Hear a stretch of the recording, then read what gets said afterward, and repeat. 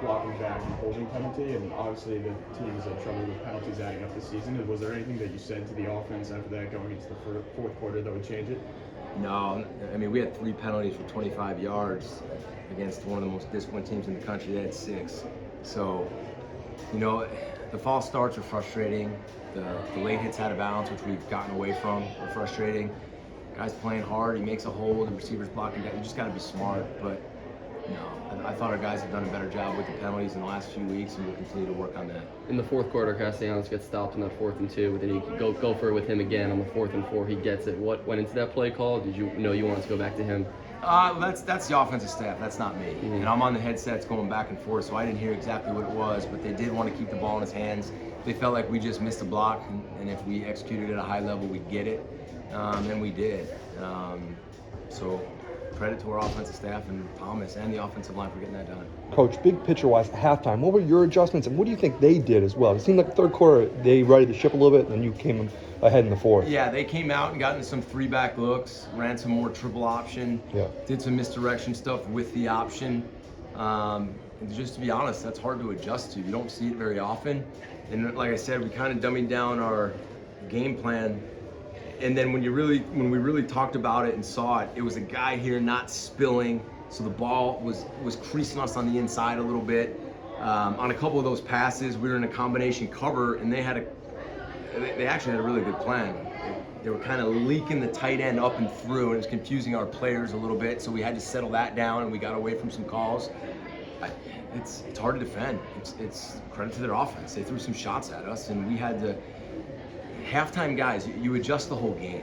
It's not, halftime's not like, okay, what? No, like we had to adjust the whole game, and we did that through the third going into the fourth. And it was hard. I thought those defensive coaches did a really nice job to get that final stop. And just talk about your offensive line. There were some monster holes the whole game.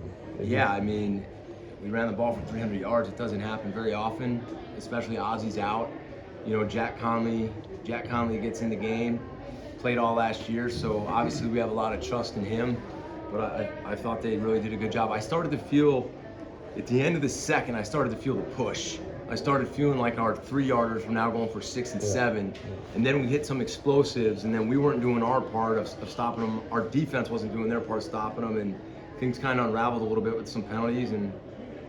But then you don't get it. The whole deal is this. We go for it on that 4th and whatever it was, and they stop us, right? I think it was 4th and 2. And at that point, I'm telling you, that stadium, the cadets, our guys could have just tapped it in, and we stop them, we get it back, we run the ball, we drive down, and we finish in the end zone to win the game. So our offensive line did a great job. And on that challenge, did you know when it was overturned in your favor on the forward pass, did you know off the bat that it was going to be a forward pass? It looked like it from where I was standing, but then I said to Sean upstairs, I said, Sean, what did it look like? He said that was a forward pass. So obviously they reviewed it and got it right. It was a big turn. And it was a huge turn, but you can't pitch the ball forward. I mean, you gotta pitch it backward. It's been back-to-back weeks where you guys, have been down and come back. What does it say about the team? They're resilient. We've known that because we've been down in a lot of games and we've come back. They've never quit. The Florida State game, we were down 21 points. We came all the way back. The Virginia game, we come all the way back. I talked about starting fast, and we did start fast, but then we hit a lull in the third. But again, credit to them, but we still need to be better. We need to put it together and play for 4 quarters. The good thing is we know our guys aren't going to quit. They're not. I mean, we've proved it. So now we got to get healthy. We got to get some of our players back. Clean some stuff up, but take a break and then get ready for the second half of the season. I give Kai a lot of credit. Kai was emergency use only for this game because he's battling an injury and we didn't want to play him. But then Pat went down and then we put Kai in at the end off the bench in the rain, and I give him credit. He wanted to go in the game. So Joe Griffin. Question from our Zoom participants. Oh yeah, I'm Rich. I'm sorry, and Dan.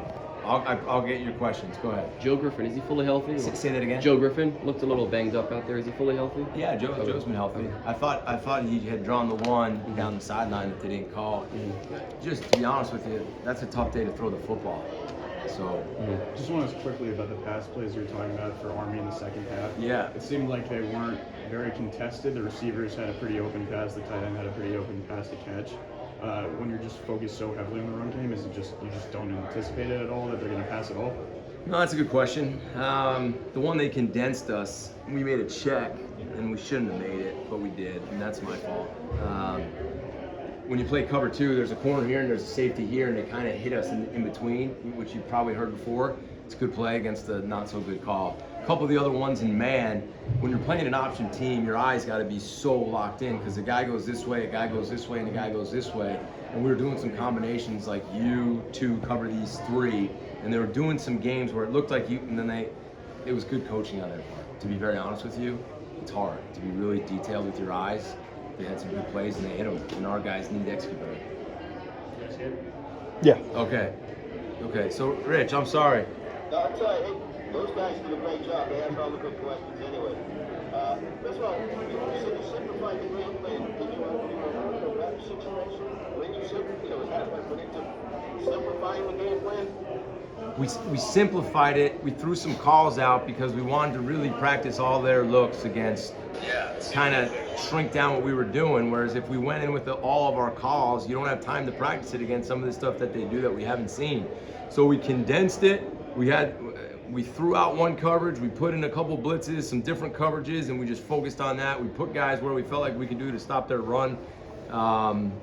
And that's why we did it, Rich. Looking back, it maybe had a few more bullets than we did, but I mean, we held them 160 yards rushing, which against a team that rushes like they do, it's not a horrible day.